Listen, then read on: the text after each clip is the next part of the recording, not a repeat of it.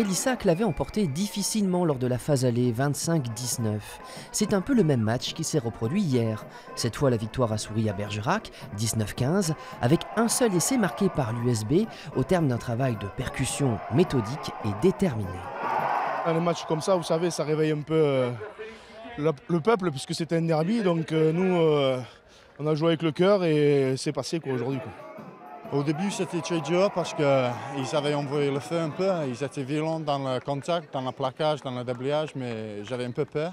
Mais on avait bien réagi. La météo, humide, n'a pas rendu la tâche facile aux joueurs pour délivrer du beau rugby.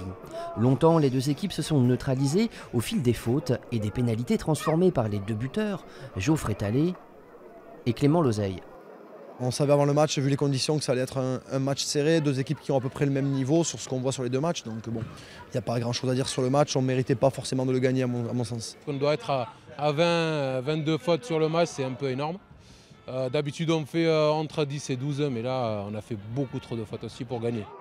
Ce derby perdu marque la fin d'une série pour Trélissac qui n'avait pas chuté depuis le mois d'octobre. Le SAT glisse ainsi de la seconde à la troisième place de la poule 3. Le club de Bergerac, lui, est maintenant 5e.